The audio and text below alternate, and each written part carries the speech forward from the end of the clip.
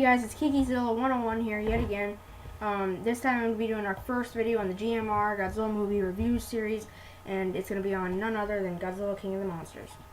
And I thought it was really cool. I actually didn't watch it out of this exact one. I watched it out of my Godzilla collection. It comes with the original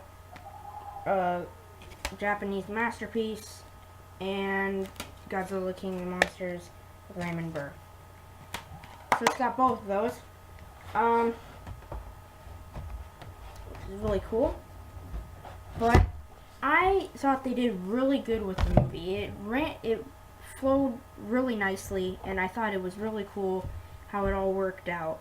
And the Japanese version was better than the American dubbed, and also with Raymond Burr in there. I mean, Raymond Burr wasn't bad. He wasn't. It just felt kind of choppy. Didn't feel right.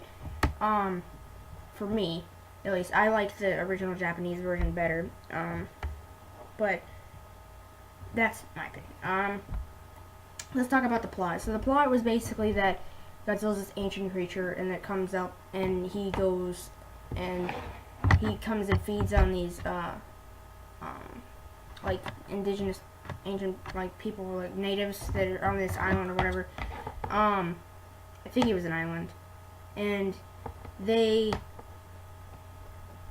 like, it was like after this one time it got really bad or something like that, the people, like, investigated it, and it got to the world's attention.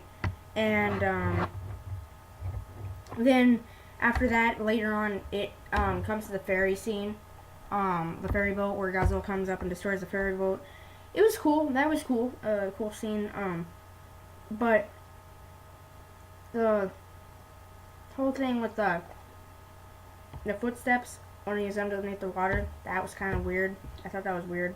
That and the part where they said Godzilla is like a Tyrannosaurus Rex has Stegosaurus. I just don't think that I'm not a fan of that.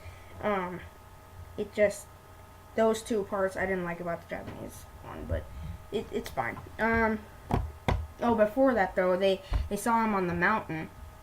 And she, like, saw him look up and over the mountain.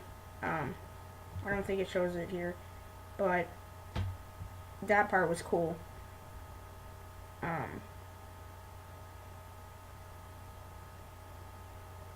Oh, yeah.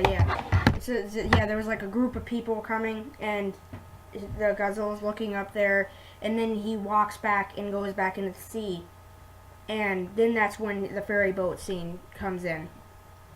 After the ferry boat scene comes in, that's when he hits Tokyo, and the two scientists, there's the one guy who wants to study him, and there's also the Dr. Serizawa, I think his name is.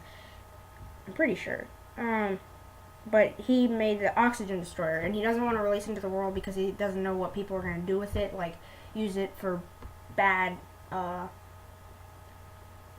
uses, I'll say. Like, I don't know how the correct way to say it. But he ends up using it against Godzilla after Godzilla attacks Tokyo, which is really cool. That was my favorite part, because you get to see a lot of Godzilla at that part.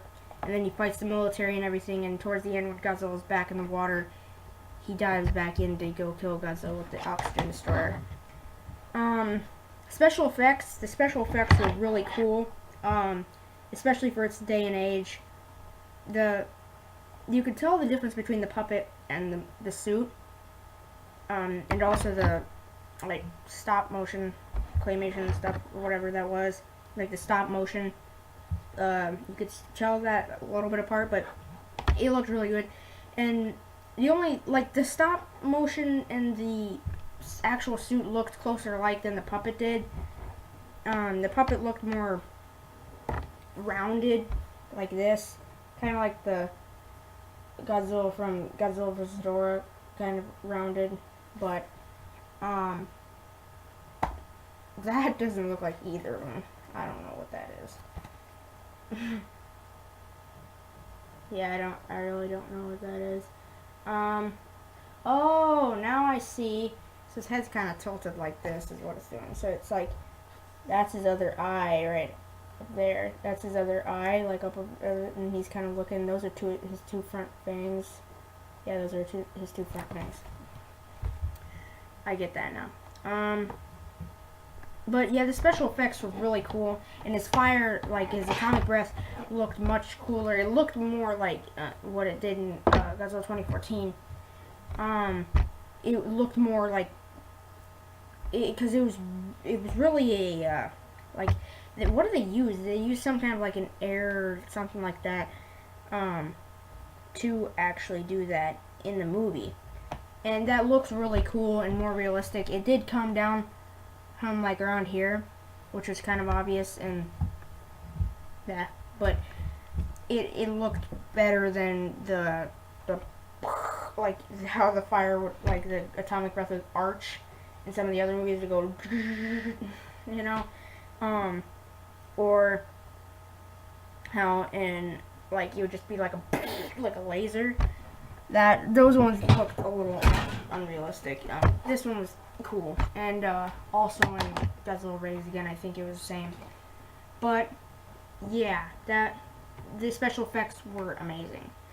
The characters and cast, it was really good. The director did awesome. They all really did a good job of acting out the movie, and I really liked the acting in this one compared to some of the other ones. Some of the other ones had cheesy acting, like some of the other Godzilla movies. This one had really good acting in it. They really went out with this, and it's actually a pretty decently long or decently length movie. I liked the length of it. It was nice. It's only 78 minutes, which is an hour and 18 minutes, but that's not too bad. Usually movies around 100 or 90 minutes, is it? Yeah, which is an hour and 30 minutes. So, but I really liked the movie. It was really good. I'm glad that I came back to watch it again. But yeah, so you guys go out and watch it yourself if you guys haven't already. Tell me down in the comments below what you guys thought of the movie. And thank you guys for watching this first GMR video. And it went pretty well. But if you guys enjoyed this video, please click the like button below. If you like what you see and you want to keep up to date with my channel, please click the subscribe button below. I'm coming out with a lot of good stuff, so keep up to date with that if you want to. And thank you guys for watching, and I'll catch you guys in the next one.